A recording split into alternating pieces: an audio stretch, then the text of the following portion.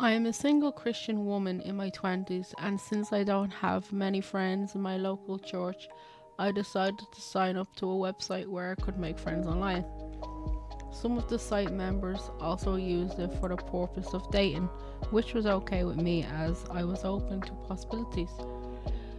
Soon I met a guy there who seemed nice and we had some interests in common, and after a few months of friendship we began to Skype since we lived far from each other so we could not meet up in person. We began chatting and he seemed okay, but every now and then he would pause, go quiet, and just stare into the webcam. When I told him it was creepy and why he was doing it, he replied that he enjoys sharing the silence. I wasn't sure if it was normal, and since around the same time I was busy dating someone else, I avoided the guy for several months. However, when I broke up with my ex, I was feeling lonely and decided I wouldn't mind chatting to a friend to take my mind off of things. The guy happened to be the only person available. We ended up chatting every couple of days for about 2 weeks and even started getting used to the uncomfortable silence and sharing when things turned weirder. During our conversations, I found out that the guy was in his 30s and still a virgin, and we both agreed we believe in sex only after marriage. So it came to me as a surprise when one day he confessed that he has a fetish for girls in school uniforms and asked me if he could send me an erotic schoolgirl outfit with a very short miniskirt because he wanted to see me wearing it. I said no, since I don't like wearing revealing clothes. Another time, he showed up in his bed on the webcam, only wearing his underwear, and began to ask me more dirty questions. I just laughed and made a few jokes, and then tried to change the subject. However, he was not very responsive to the conversation, instead, preferring to stare at his screen into the webcam, grinning while making repetitive motions with his hand under his bed cover. I didn't want to see it, so I made an excuse and left. I should have completely stopped chatting to him after that, but the next day and day after, he would repeatedly text me wanting to go on webcam. Since I was bored and lonely, I asked him to promise me he wouldn't be naked and do dirty things, and he agreed. For a couple of days we managed to carry on chatting, but soon after he did it again, and this time it was much worse. First he asked me to touch myself and send him a recording of it. I refused, explaining to him that in case my computer ever gets hacked, I do not want such things to be seen everywhere on the internet. Oh, but you don't have to make a video, I just wanted to listen to the noises you make, he replied. Again, I refused, saying that it made me uncomfortable, but he would not take no for an answer. He took off his underwear and began touching himself as if he was stroking a pet while grinning at me with a big, creepy smile. I told him I had to go and terminate the video call. That same evening, I sent him a long message explaining why I don't think we would be compatible with each other, and said that I found him very disrespectful and want to stop seeing him. He responded saying that I am stuck in the past, only thinking about my ex who used me, even though the guy had no idea what went on between me and my ex. At that, I got angry and told him not to speak to me about it again. So, pervy guy, let's not meet again. My name is Matthew Kalamane, and I am the writer and director of the feature film titled The Grin, a story that is based on true events that actually happened on the set where it was filmed, or otherwise known as my house from childhood. I found myself at home one weekend. My parents were out of town and I was returning from a cancelled sleepover at a friend's house. The lights were on, and when I got in the door, I remember getting on a phone call from the same friend shortly thereafter, which would end up being the last normal event of the night. My brother was playing video games in the next room, and I could hear him tapping furiously at a video game while I spoke on the cordless phone. I walked around the living room and ended the phone call in the kitchen when I remember hearing some kind of high-pitched squeal that came from the house somewhere, and I couldn't place where it was coming from as it sounded the same in every room I went to investigate. It ended after about a minute after it started and was interrupted by the phone ringing, but the phone was not in the kitchen where I left it. It was in the bathroom on the counter in front of the sink. I answered the phone and there was nobody there, so I hung up. It was at the point where I had heard a dragging sound, like a large heavy object was being dragged in the attic crawl space above me. I followed the sound as it slowly navigated from room to room and ended up in my parents' bedroom, who still had a waterbed. After the sound made it to the far wall, it stopped and the phone rang again. This time my friend was on the other end of it. I told him what was going on and he told me to be careful and call the police. After I got off the phone, I laid down on the waterbed and was horrified to find a body-shaped solid object inside the waterbed mattress and leaped out. I then heard a knock at the door and answered it quickly, but there was nobody there.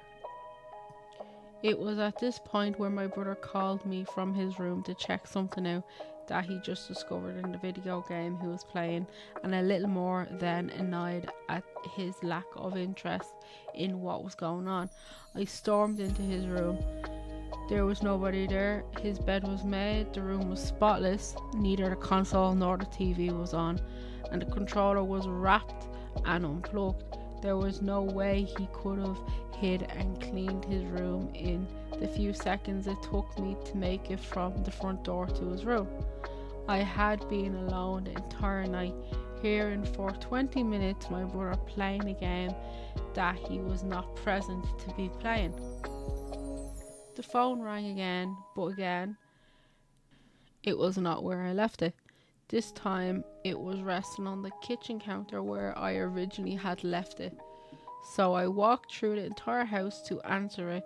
It was my friend calling again, this time saying that the call was dropped for some reason and he was calling me back. I explained what just happened and there was another knock at the door.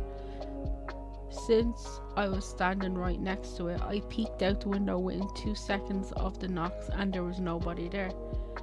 At this point, I opened the door and stepped onto the porch to make sure I didn't see anyone running, as I had a large wide open yard and there wasn't anything to hide behind. I walked into the yard to look around but didn't find anything. I found myself engaged in several more minutes of talking before my friend got off the line, and it was at that moment I realised that the place I had been staring off into space while I was talking were two very large black reflective eyes looking back at me. The figure was tall and lanky and stood only 10 feet or so from me in the shadow cast by the front of the garage from the front door light. The most notable feature he wore was an inhumanly large smile, and he was grinning with oily metallic teeth from literally ear to ear. Despite me staring directly at him for more than 5 minutes, I pretended I did not notice him and, through willpower alone, made it inside the house without running as fast as I could and instead walked calmly. I remember feeling like if I ran, he would chase me, and somehow knew that he would have caught me easily. I barricaded myself in my room for the rest of the night and did not fall asleep until the sun came up the next morning and my parents were home. Nothing like that had ever happened to me before that, and nothing like that has happened since.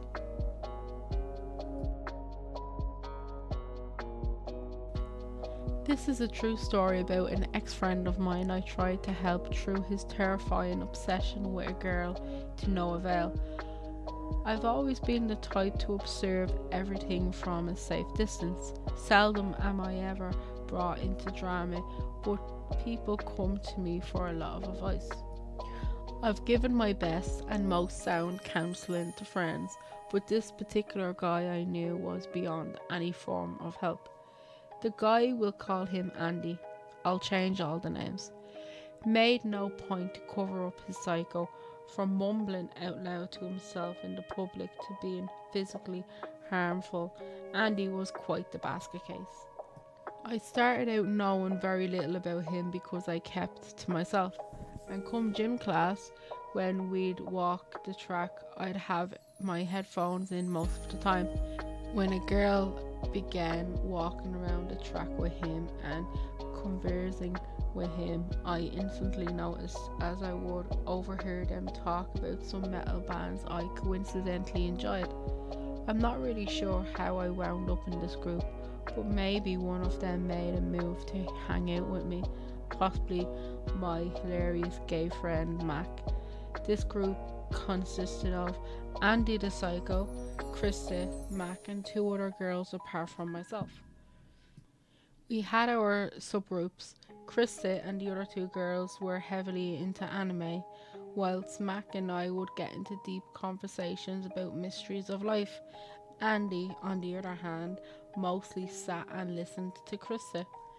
He had an obvious fixation on her, and by the middle of the school year, everyone, included Krista, knew how desperate he was for her. Krista stated that she did not date, as her father was very protective, and to be honest, she kinda gave off a lesbian vibe.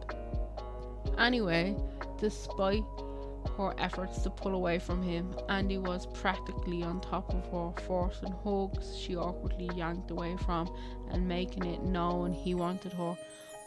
On one occasion, she blocked his number after realising it was a mistake to give it to him. He managed to steal her phone and unblock his number, and upon confrontation, he had admitted to blocking his twin brother's number in her phone.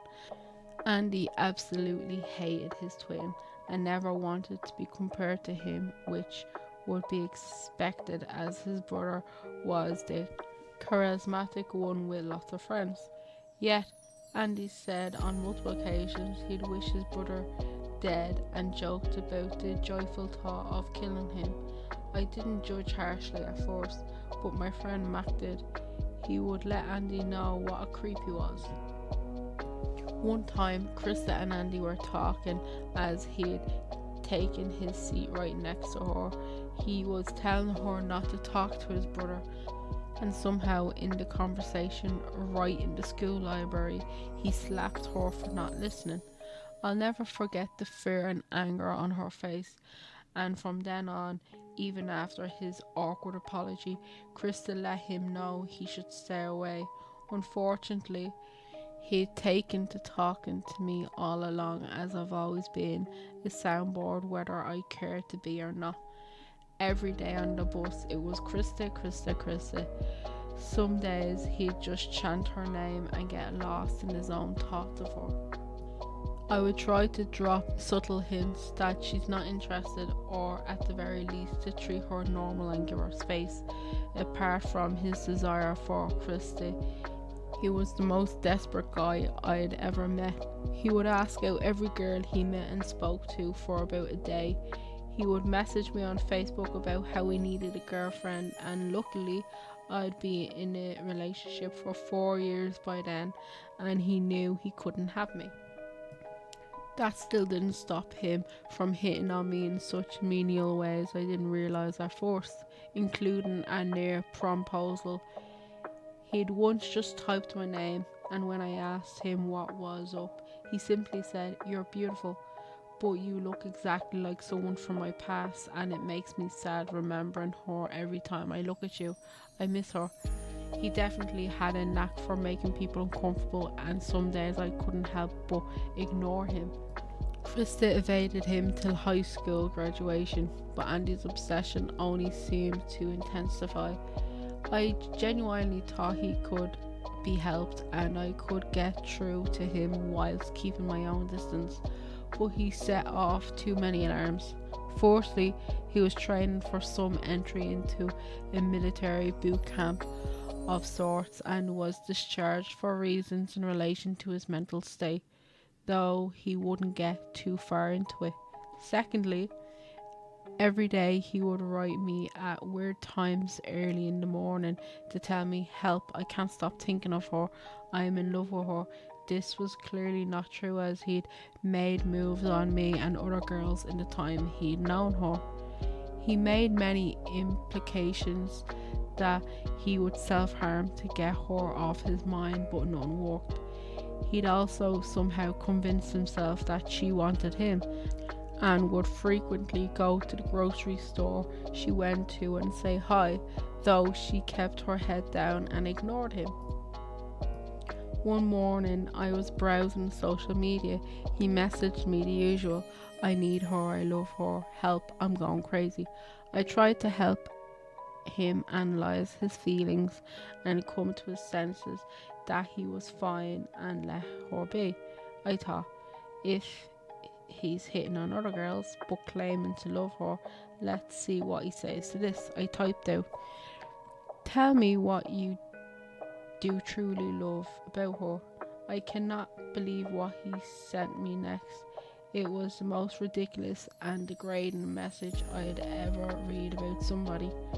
"She has such small breasts. I love that about her. I dream of taking her virginity and I don't think she'd mind how small I am, if you know what I mean." I felt like I'd read some psycho's personal diary. Truthfully, this girl was teeny, 18 years old and not even 100 pounds, which made me fear that he'd prey on her. He was very short, but she appeared vulnerable and smaller than him.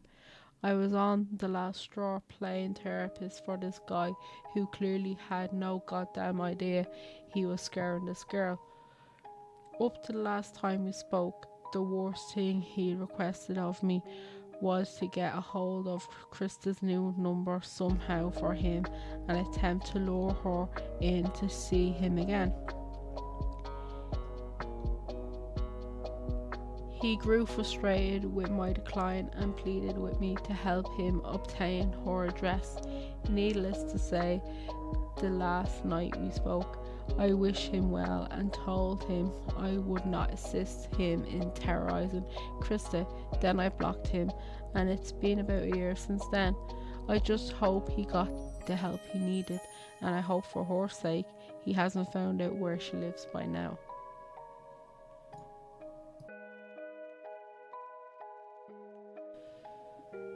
This story was shared with me by my mom and my aunt while we were talking about paranormal experiences we've had.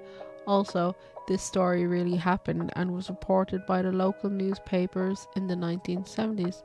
My aunt still has the newspaper clipping of this story because my family still knows the family this happened to. Out of respect to the bond, I will be using fake names to protect the survivors from having to relive this horrific incident.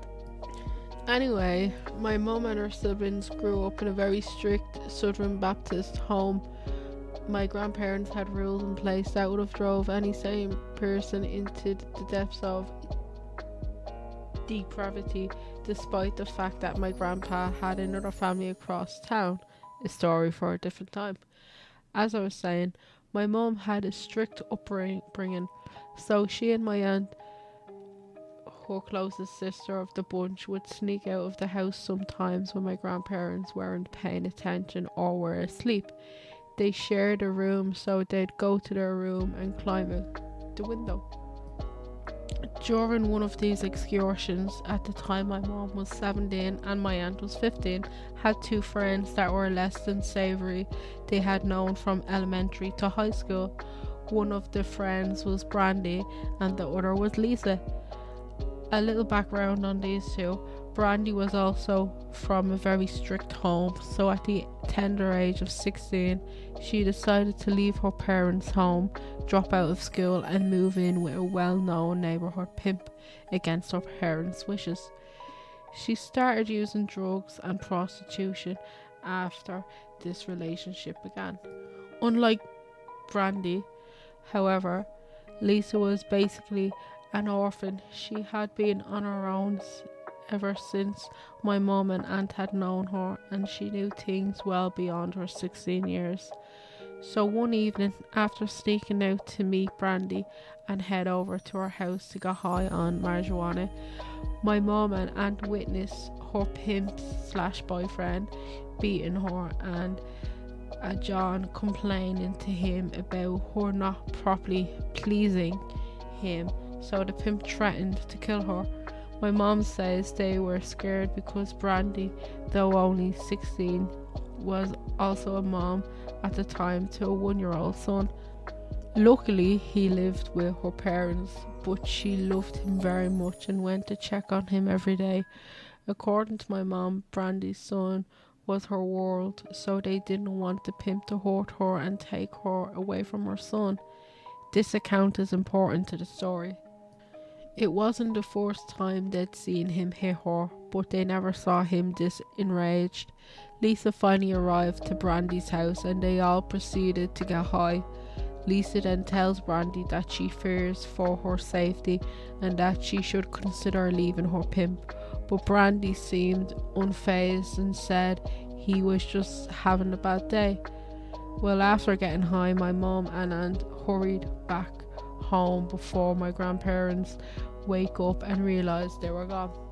The next day, my aunt called Brandy but got no answer. This was the 70s. Cell phones didn't exist, so landline was the only means of communication. According to my aunt, this wasn't unusual behaviour for Brandy.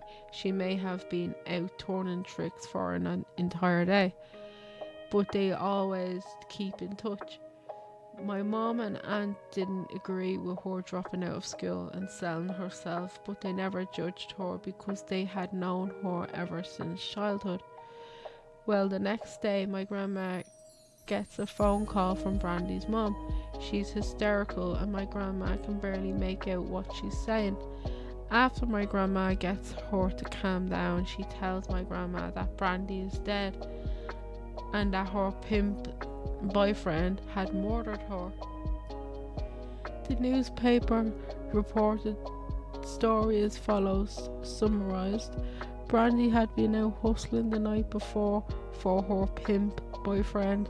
Something went wrong when a John complained that he wasn't satisfied with her services and the pimp lost his temper. He became enraged and went to his truck, pulled out a 12-gauge shotgun, chased Brandy down, and when she tripped and fell in a playground, shot her in the neck at close range, killing her instantly. Needless to say, after hearing the news, my mom, aunt and their other friend Lisa were devastated. Brandy's mum knew how close they were and let them pick out Brandy's burial outfit. Unfortunately, Lisa herself was also murdered about 2 years after Brandy in a similar fashion. This is a different story for a different time. Here's the paranormal part. After the funeral, my mum and aunt would go and visit Brandy's son and spend time with him and her parents. One night, about a month after the funeral, my mum was lying in bed crying about everything that had happened to Brandy and how she wished she could say goodbye to her. It was quiet in my grandparents' home and my mom and aunt had stopped sneaking out so often, and my aunt was in her bed fast asleep. My mom says she then heard a voice call her name from outside her bedroom window. Melanie, Melanie. She said she was startled at first because usually it was very quiet that time of night in their neighbourhood. Well, she wiped her eyes, put on her glasses and looked out the window, and to her surprise, it was Brandy, standing on the lawn right under her bedroom window. Brandy said, "You will always be my best friend and I love you," before turning around and vanishing. My mum told my aunt the next day, and a few years later told Brandy's parents. They believed my mom and they remained close until her parents passed away. Despite his rough start and upbringing, Brandy's son did his mom proud and went to become very successful. He's in his 40s now with a family of his own. My family is still close with Brandy's siblings, cousins, sons, etc. to this day.